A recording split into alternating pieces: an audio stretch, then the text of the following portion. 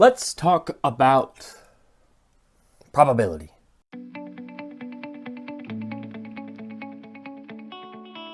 So, about 10.4 million Americans, 10.4, are millionaires.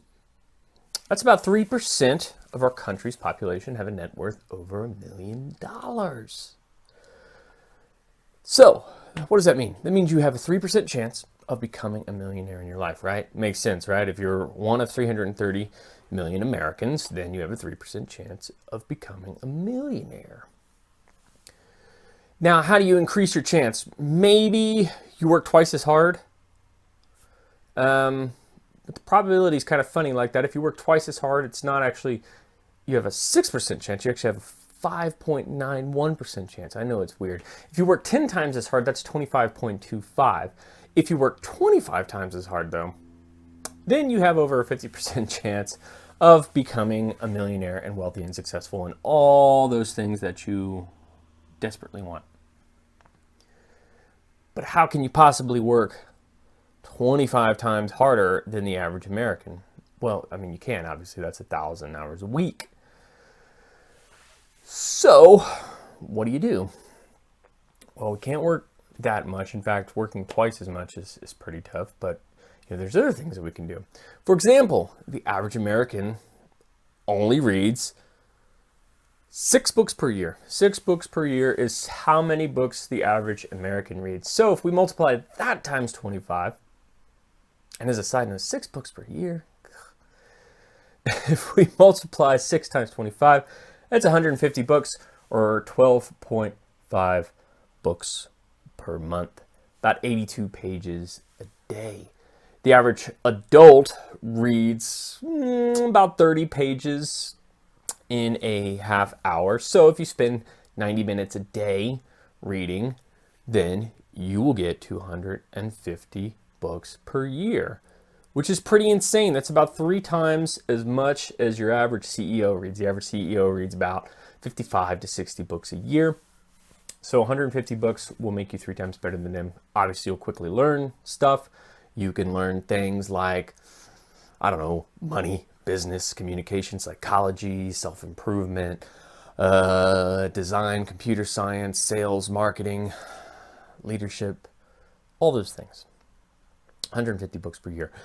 Next point on the agenda, the average American spends 2 hours and 51 minutes per day on their cell phone. That's insane. 2 hours, 51 minutes. That is roughly 84 hours per month, or 2 full work weeks spent staring at the cell phone.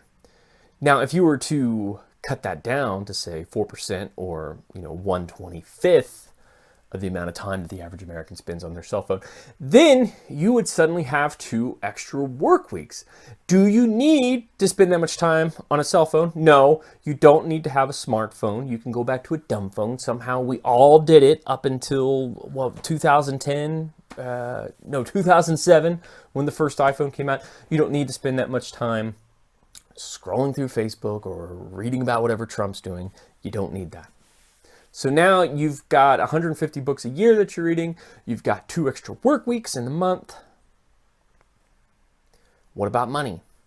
The average American saves about $150 a year. The average person making $30,000 a year saves about 150 bucks per month. What if you save 25 times that amount? That's $3,750 a month. But wait, Dave. I only make $30,000 a year. That's $2,500 a month. $3,750 is, 150% of my income. That's a great point. But you have just read this last month 12.5 books on business. You've got 2 extra weeks to work in the month on some side gig. How hard is it to start another business like Amazon private label, or a monetized blog with some affiliate links, or a t-shirt store, or anything, selling shit on eBay? It doesn't matter. You've got 2 extra weeks in a month. You can figure something out. You're reading a lot of books. You're getting better. Now you're saving 25 times the amount that the average American does, in addition to reading 25 times the number of books and spending 1/25 of the amount of time that you are on your cell phone. And that's it.